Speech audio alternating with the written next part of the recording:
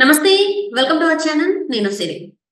గత ప్రభుత్వంలో అయితే అంటే సభా సమావేశంలో కొన్ని మీడియాలనైతే ఆ ప్రభుత్వం వేటు వేసింది. ఆ ప్రభుత్వం ఏదైతే చట్టసభలు ఏదైతే ఉందో అది రావద్దు. ఆ సభలకి రికార్డ్ చేయొద్దనైతే కొన్ని టీవీ ఛానెల్స్ మీద అయితే నిషేధం విధించింది. అయితే ఇప్పుడు మాత్రం స్పీకర్ తొలి సంతకం ఏవైతే కొన్ని ఛానెల్స్ ఉన్నాయో వాటి మీద నిషేధం తొలగిస్తే అయితే సంతకం చేశారు. సో దీనికి సంబంధించి మనతో మాట్లాడడానికి మనతో పాటు ఉన్నారు సీనియర్ జర్నలిస్ట్ ఉప్పల లక్ష్మణ్ గారు. నమస్కారం సార్.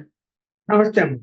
ఇప్పుడు చూస్తున్నట్టయితే నిన్న నిన్న స్పీకర్ గారు తొలి సంతకం ఏదైతే ఉందో అంటే మీడియాల మీద ఏదైతే వేటు వేశారో అలా కాకుండా ఆ వేటునైతే తొలగిస్తూ అయితే తను సంతకం చేయడం జరిగింది. దీన్ని మనం ఎలా చూడాలి సార్? ప్రజాస్వామ్య వ్యవస్థలో మీడియాను నియంత్రించటం కరెక్ట్ కాదండి. సరే, ఎవరి స్టాండ్ వాళ్ళకుంటది. ఎవరేం ప్రసారం చేయాలని చేస్తుంటారు. ఒకవేళ అభ్యంతరకరమైన విషయాలు ప్రసారం చేస్తే అది కోర్టుకు వెళ్ళే అవకాశం ఉంటది. లేదనుకుంటే ఏదైతే కాంపిటీటివ్ అథారిటీ ఉందో నేషనల్ లెవెల్‌లో దానికి ఫిర్యాదు చేసుకోవాలి.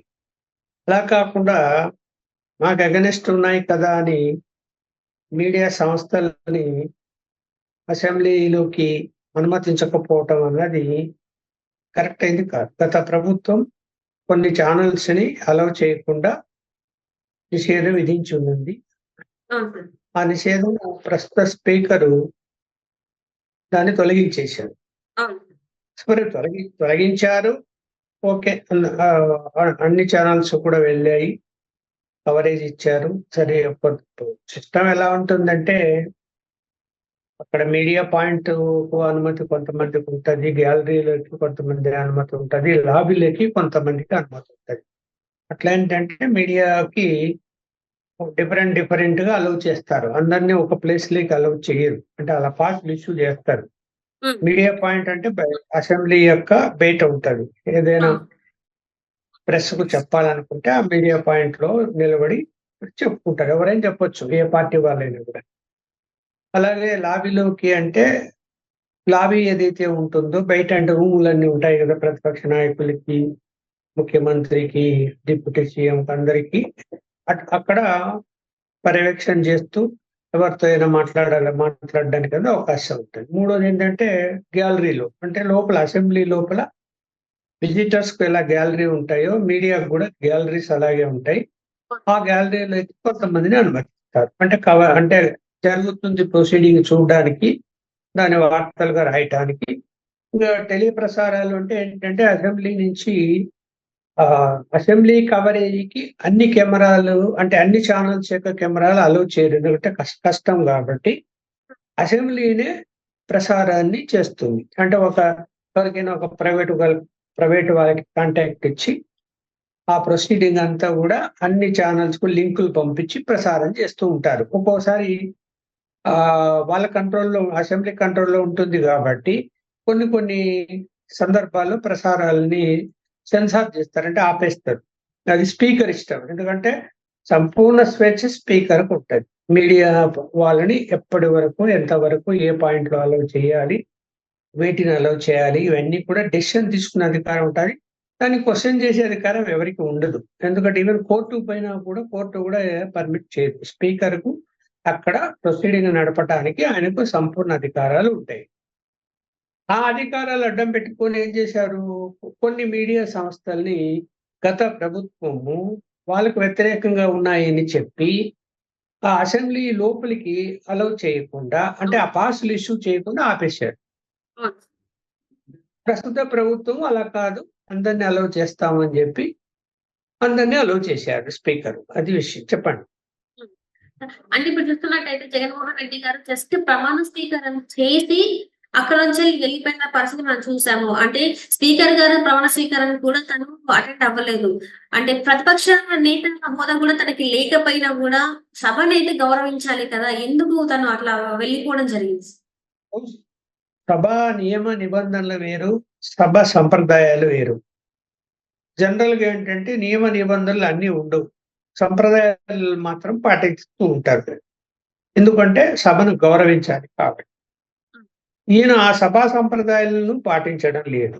కానీ సభా నియమ నిబంధనలు మనం పరిశీలించినప్పుడు సభ్యుడు ఏ సమయంలోనైనా రావచ్చు, వెళ్ళిపోవచ్చు. దానికేమి నియమ నిబంధనలు ఏమి ఉండవు.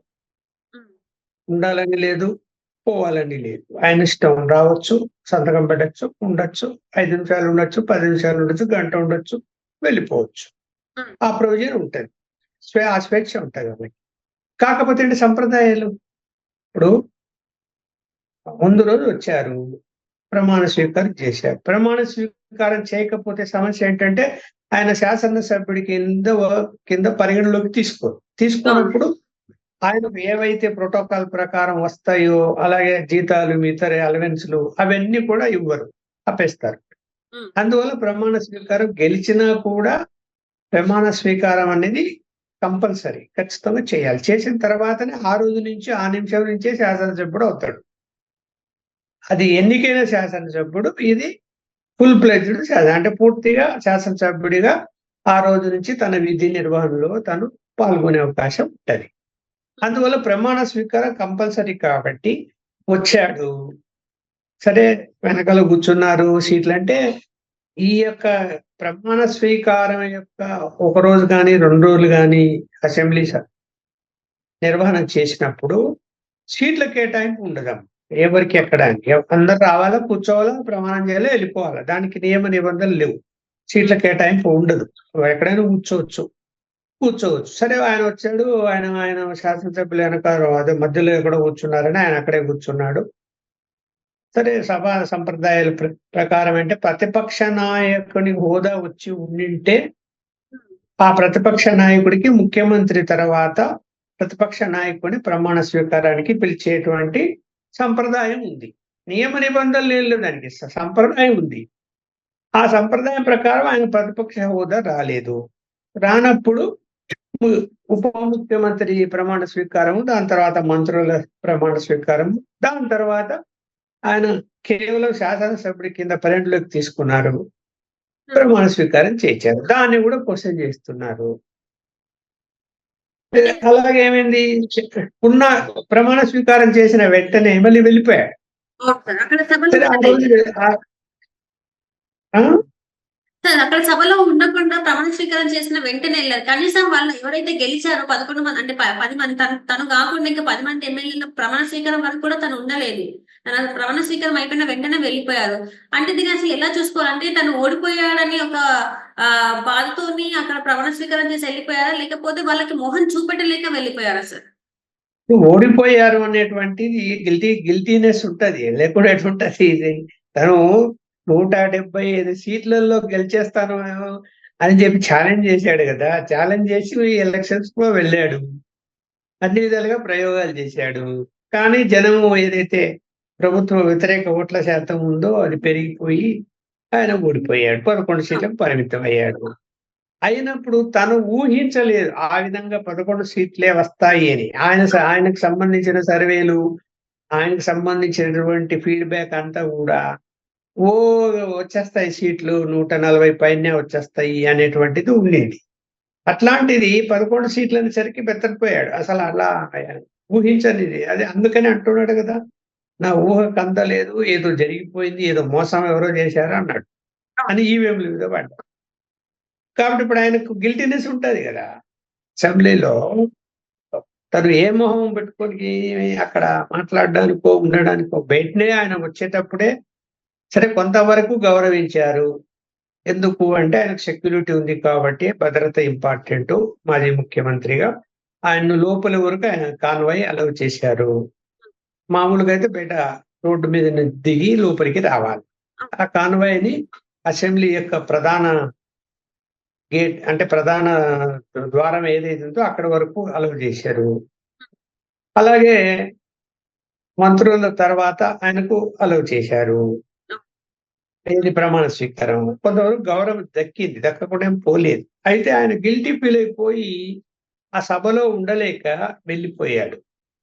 సరే ఇప్పుడు మళ్ళీ మరుసటి రోజు, రెండో రోజు అసలు చాలా ముఖ్యమైనది రెండో రోజు. ఆ రోజు స్పీకర్ ఎన్నిక. అంటే శాసనసభను నిర్వహించడానికి స్పీకర్ చాలా ఇంపార్టెంట్ పోస్ట్ అది. అవును. స్పీకర్‌ని అందరూ గౌరవిస్తారు. అన్ని రాజకీయ పార్టీలకు సరే ఏ పార్టీ తరపున గెలిచినా స్పీకర్ అయిన తర్వాత రాజకీయ పార్టీలకు అతీతంగా స్పీకరు తన విధి నిర్వహణలో ఉంటాడు. అందువల్ల అన్ని పార్టీలు ఆయన్ను గౌరవిస్తాయి. అది ఎవరన్నా గాని, పేరు ఎవరన్నా గాని. ఇప్పుడు ఆయన స్పీకర్ ఎన్నిక జరుగుతూ ఉంటే ఆయన కడప పర్యటన పెట్టుకున్నాడు. ఆయనకు హ్మ్. తెలీదా స్పీకర్ ఎన్నిక నెక్స్ట్ డే ఉందని? రైట్. తను స్పీకర్ ఎన్నికలో కూడా తను పాల్గొనాలి. మరి ఏకగ్రీవంగా జరిగి ఉండొచ్చు. సంప్రదాయ ప్రకారం ఏంటంటే స్పీకర్‌ని అధికార పార్టీ, ప్రతిపక్ష పార్టీలు, మిత్రపక్ష పార్టీలు ఆయనకు ఆహ్వానం పలికి ఆయన్ని తీసుకెళ్లి సీట్‌లో కూర్చోబెడతారు. ఇది నేను 43 సంవత్సరాలుగా నేను జర్నలిస్ట్‌గా చూస్తున్నాను. రైట్. ప్రొసీడింగ్స్ అన్నీ కూడా. రైట్. అలాంటిది ప్రతిపక్ష హోదా రాకపోయినా ప్రతిపక్ష పార్టీనే గదా! ప్రతిపక్ష పార్టీ నాయకుడివే గదా! ఆయన కూడా హాజరయ్యి అందులో ఆ కార్యక్రమంలో పాల్గొని ఉంటే హుందాతనంగా ఉండేది. రైట్. ఆయన అలా ఆయన రాకపోగా పోనీ ఆయన తరపున మిగతా 10 మంది ఉన్న శాసనసభ్యులు ఎవరైనా సీనియర్‌లుంటే వాళ్ళనన్నా పంపించి, వాళ్ళన్నా పాల్గొని ఉండింటే ఇంకా కొంచెం గౌరవం ఉండేది. హ్మ్. వాళ్ళు కూడా అసలు రెండో రోజు ఎవ్వరు కూడా సభకు హాజరు కాలేదు. అంటే ఉండొచ్చు. స్పీకర్ మీద వ్యతిరేకత ఉండొచ్చు. రాజకీయ పార్టీలన్న తర్వాత రాజకీయ నాయకుల మీద ఒకరికి వ్యతిరేకత ఉంటది. స్పీకర్ ఏదో ఇంగా బతికే ఉన్నాడా అని కామెంట్ చేశాడని జగన్మోహన్ రెడ్డి గారిని, అంటే నా చావు కోరుకుంటున్నటువంటి స్పీకర్‌ను అంటే అయ్యన్న పాత్రుడు గారిని తీసుకొచ్చి స్పీకర్ చేస్తారా అని కామెంట్ కూడా చేశారు జగన్మోహన్ రెడ్డి. అవును సార్. ఉండొచ్చు. అభిప్రాయ భేదాలు ఉండొచ్చు. ఎవరు మంచోళ్ళు, ఎవరు చెడ్డోళ్ళు అంటే ఇవాళ రాజకీయ నాయకులు పలానా వాళ్ళు మంచోళ్ళు, పలానా చెడ్డోళ్ళు, పలానా వాళ్ళ మీద క్రిమినల్ కేసులు లేవు, పలానా వాళ్ళ మీద క్లీన్ చిట్ ఉన్నారని చెప్పడానికి దీపం పెట్టి వెతికినా కనపడరు. రైట్. ఇప్పుడున్నటువంటి రాజకీయ వాతావరణంలో. రైట్ అందువలన సార్. అది పెద్ద ఇష్యూ కాదు. ఆయన స్పీకర్ అయ్యాడు. అయిన హ్మ్. తర్వాత తప్పకుండా ఆ యొక్క పదవికి గౌరవం ఇవ్వాలి. అక్కడ అయ్యన్న పాత్రుడికి కాదు గౌరవం. ఆ స్పీకర్ అనే పదవికి గౌరవం ఇవ్వాలి. ఆ గౌరవం ఇవ్వలేదు హ్మ్. వైఎస్ఆర్‌సీపీ వాళ్ళు. అది తప్పు. ఇప్పుడు ఇంతకుముందు కూడా మీరు మీ ప్రభుత్వం ఉన్నప్పుడు వైఎస్ఆర్‌సీపీ ప్రభుత్వం ఉన్నప్పుడు మీరు స్పీకర్‌ని పెట్టుకున్నప్పుడు చంద్రబాబు నాయుడు గారు వచ్చి స్పీకర్ ఎన్నికలో పాల్గొని గౌరవించి ఆయన్ను పోయి కుర్చీలో కూర్చోబెట్టి పెట్టడానికి తను కూడా వెళ్లి అక్కడ అభినందనలు తెలిపొచ్చాడా లేదా? హ్మ్. వ్యతిరేకించలేదు గదా! లేదంటే నిరసన ఏం తెలపలేదు గదా! అవును. మరి రైట్ సార్. ఆ గౌరవం అనేది మీరు చూపించుకోవాలి గదా! Right. Right sir. Right sir. Right. Thank you so much sir. మీరు మాతో పాటు జూమ్ కాల్‌లో వచ్చినందుకు ధన్యవాదాలు సార్.